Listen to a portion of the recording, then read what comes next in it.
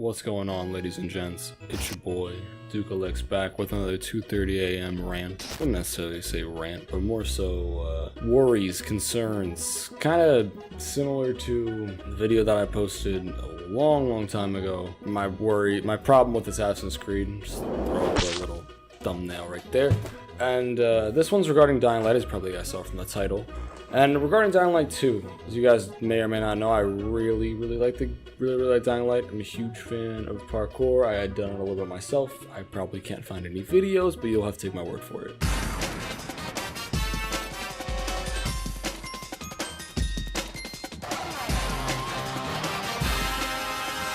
I played the shit out of Mirror's Edge 2, I played Shadow Mirror's Edge 1 the demo on Xbox 360 because I was poor at that age when it came out. Played all of Mirror's Edge 2, was gonna make a video on it, scrapped it, sorry about that. I was playing, kind of recapping on Dying Light 1 because I was just thinking to myself like, man, when am I gonna get the Dying Light 2 infinite information? I don't know if you guys have been following, but there's been a huge amount of info dumps on Dying Light 2 from Techland, from other outlet and publishers. We finally have a release date, which I think is slated for middle of December 2021, thankfully. And, you know, Dying Light 1 came out a fair amount of years ago, you know, comparatively speaking till now. A lot of shit has changed, and I just kind of wanted to talk about a lot of my very big concerns, because I saw a lot of the gameplay. I mean, like I said, I've been following it heavily. The hour-long fucking talk with like the lead actor and some creative director girl or some shit. I watched that whole thing. I was very disappointed in it, but that's not the point. I watched a lot of it. I've been keeping up with it.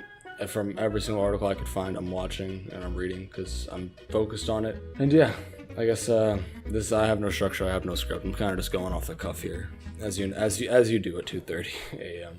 I think going ahead to the future 15 years was a good call. I like the way how the zombies have evolved. I don't like how we're in a completely different city that, you know, we have like no kind of connection to, and as far as we know, there's no characters that connect to the first game. And while I understand entirely why it's that way, especially in that universe, doesn't mean I have to like it. I would have really liked to see some sort of connection back to the first game. Just, you know, just a little homage, a little drip, a little something. I'm not saying, oh, give me Kyle Crane, because, you know, his story was pretty much wrapped for the most part, especially when the following, if you guys played that. I'm not going to spoil it, but you guys might know what happened at the end of the following, and so therefore you kind of know how everything panned out in the end of that game. And so seeing Dying Light 2 kind of take a lot of credit from that, I'm okay with. I don't know how I'm feeling about the actual story. From what I understand, the story is we're a dude, as you do, and our little sister or something got lost, and we're going to go look for her. And in the meantime, we're going to help a bunch of people, as you do when you're a video game protagonist. And I'm fine with that. It's pretty, you know, run of the mill. It's fine. My big concern comes with the RPG elements. I think you guys have pretty much know how I feel about RPGs for the most part, and some of my concerns with them. And when they're done right, they're done right. But it's really easy to fuck it up. And I'm sorry for cursing. If we could just bleep out those curses going forward. A very big concern is that, you know, I always say, when you give the player too many options, you kind of start to lose who the character is. Because, like, I like to think of, whenever someone asks me, like my friends are like, yo, what do you mean when you say blah blah blah, when it comes to RPGs and shit and stuff like that, I always kind of go back to like Halo. Like, Halo, it's not an RPG, I know. I'm not gonna say it is, but you know you are not Master Chief. It's not an OC, but yet you play the game, you know you're not Master Chief, but goddamn, you feel like it. Dying Light's not making an OC by any means, because you guys know how I feel with OCs. It never works, in my opinion. It's almost, I can't really name a single game off the top of my head that you had an OC and that you really, by the end of the game, really felt connected to the character. I like the fact that we're going with a consistent main character, because that allows you to somewhat project. But when you give a lot of dialogue options, it kind of is supposed to help with that, but it always leads, you know, when the big pull of this game, aside from the zombies and the parkour, is that the decisions that you make in the game are, like, no matter how big or small, affect the overlapping way the game is structured. And I really just question how much of an impact it's going to be, because if I am by no means bashing player choice, I think it is good if done correctly. I do like Dying Light, but the gameplay loop of it was not its strong suit. The strong suit really came from the minute-to-minute gameplay of running around, fighting zombies, this, and that. The actual like missions can pretty much go here, grab that, kill this, come back, reward. And that's fine. It's kind of, there's really no other way to kind of do a zombie game, like a zombie game in general like that. And so by no means am I, thinking that's not going to be the mission structure. It probably will be. My thing is, how are they going to shake up an already great formula in Dying Light 1 with Dying Light 2? And so I guess, well, just so I could wrap up, I kind of went on a tangent, but to kind of wrap up the story element of it, I just don't know if the character's charisma is going to be strong enough to guide us through all the twists and turns that are projected to come from this game, between the dialogue options, and I really am just curious to see the full extent of our choice and how much is it really going to affect, because I hope, you guys know, I never am going to be like, I hope this game is bad. It's never the case, except for most Bandai Namco games. That's like the only publisher that I ever have a problem with. They're the only games that I ever wished somewhat fail. But that's a topic for another video if you guys want to see that. I just hope that the writing is going to be good enough to carry this projection through the project. I hope it does. I want to see this game succeed because I really, Dying Light 1 holds a very special place in my heart. I think it was one of the last single player games I really played by myself and never, like, for just no reason. I saw the game and went, oh, that looked like, I had been following it. That's from that prior E3. I've been following them, like, this game's coming out, it's parkour. No one ever does first-person parkour anymore. This was also like when, if I remember correctly, I think a Syndicate had just came out a little bit after that, and I was very disappointed with Syndicate, and we were getting the announcement of Origins, and I did not like the deviation from Assassin's Creed formulas. And so seeing a first-person parkour game, even if it was zombies, I didn't care. I was getting a parkour game. That's really what I focused on. I guess the next segue, terrible, horrible segue, should be into the actual minute-to-minute gameplay. I am so worried that movement is going, like, I know there's gonna be physics-based movement. We saw in the trailer, like, oh, you stand on a teeter-totter and the other side goes up. Wow, amazing gameplay design. By no means a programmer.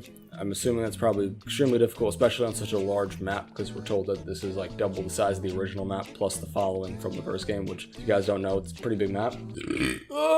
Sorry. It's all gonna be on foot. I know they briefly talked about the grappling hook, and they're like, okay, you won't be zipping around like Spider-Man from the first game, which I will admit was kind of jarring, but it was still fun. It's like, they're like, oh, it's gonna be more like Tarzan-y, and because if you guys have seen the map, there's gonna be a very large scale of verticality to this map, so I'm curious to see how it's gonna play out, and I don't know how they're really gonna shake up movement, There's only so many things that you can do between, like, one of the big things that Dying Light 1 did not have that we've seen on display time and time again in Dying Light 2 is the ability to move with bars. There was no, like, Dying Light 1's hardcore system was very bare bones. You had your jump, you had the slide, you had the rock climbing sort of thing. I forget what they called it in the game. But I think in this one, it's going to be a lot more akin to Mirror's Edge 2, where they're really going to emphasize flowing this freestyle running state as best they can. And we already know that going into it that our protagonist is extremely proficient in parkour. So that also leads to the question of, skill trees. Because of course we're going to get an RPG system. Of course we're going to probably get combat, parkour, so on and so forth, like the last game. I won't be surprised if it's more or less the exact same skill tree, just with revamped stuff. But I look forward to seeing what they're able to do. For better or for worse, they already said no firearms in this game, so it's really a personal preference. I thought firearms are okay, but when you got to like later in the game where you got weapons that could like one-shot volatiles, there was really no need for guns in the first game. Like, guns were kind of there for like human enemies, and even because hand-to-hand combat in the first game with other people, I personally, that's like my least favorite combat. Zombie combat's always fun. I'm very interested to see the new volatiles, because we were told like, though, they've mutated and stuff, so I'm very much looking forward to being scared of them for probably the couple hours, and then when I get to the point where I can fight one-on-one with them, I'll probably feel a lot better. But I'm looking forward to seeing like the be the zombie mode. I never really delved very deep into that in the first game, and I kind of regretted it because I got a taste of it, and I see that it is a very strong, rich community. And they were like, I had one guy that I had left my game on online by accident. and this dude came in at night, and he was a big scary volatile. And he started texting me in the chat. He was like, yo, have you ever, he was busting my ass.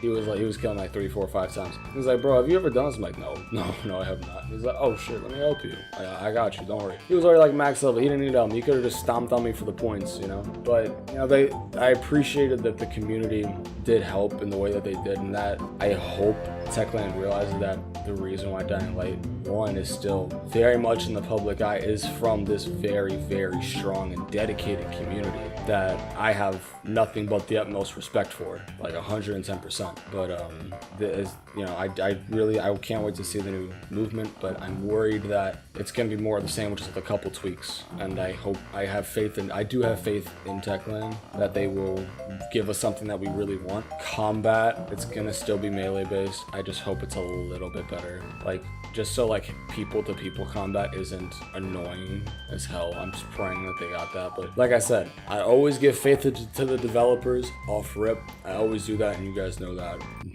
I hope that they really put down a lot of support for the Be the Zombie mode, because I know that's a very dedicated community, and they do deserve that to still be respected as much as the day-to-day gameplay of single-player gameplay. I don't think Techland's going to be making this a live service game. I don't think we're going to be getting a battle pass, which is a blessing from a single-player game for once. I don't believe we've spoken on any microtransactions, stuff like that, as far as I know, but I mean, if I'm be honest, if they are, what's it going to be? Like, oh, here, take some levels for like 10, 20 bucks. You don't have to. It's if you want to. It's not going to be like Odyssey, where like if you want to finish the game in a reasonable amount of time, that you got to buy it and buy your way to win, you know? I think I have respect for the company. I have a lot of faith in this company, and I think it's gonna work very well. I'm trying to think, I swear I had like one more concern I'm trying to voice. What was it? Yes. I really hope. I just forgot it. Shit. I hope the game is still co-op, like story co-op. That'll be fun. I really hope that they don't make it as busted as like certain modifications would be really busted in the first one. Like you can get Excalibur within like the first hour, and like that can really carry you through a fair majority, like at least until like the midway point of the game, especially if you get a good weapon. I hope a big problem with the first game that I found out on my most recent playthrough, I was able to get like the grappling hook, which you normally get at like I think like level 9 or like 13, something like that. I was able to get it in like under an hour with the infection zones. I hope that they don't have that kind of stuff, because I really want to be able to spend my time and enjoy my time in the world and not know in the back of my mind, yeah, I could just be like breezing through this if I just do this, you know, little thing for like an hour or something, you know, not quick. I want to be able to be in the world and feel the energy. I remember even the most recent time I played it, I'm scared as shit to go out in the night. I'm scared of those volatiles. And now I'm an adult. I just got done playing Resident Evil. I'm still super, like I was less sensitive to it by the end of the Resident Evil game, because that was fucking insane. Go check out those videos, by the way. I just hope that that same energy and aura that the night brings, and the daytime brings, and even seeing other humans, that emotion that has come with that, the weight behind what you know what could possibly happen. I hope that they're able to replicate what they did and possibly even make it better in this next game. I have a lot of faith. I can't wait to play it. Now the big question for me is, am I gonna get it on PC or am I gonna get it on PS5? Which I still haven't been able to get after 6 months. God, thank you, Sonny. Really busting my chops here. Do you have to bleep out chops? Can you say? I don't know. Thank you guys so much for watching the video. I greatly appreciate it. I'll see you guys in the next one. Peace.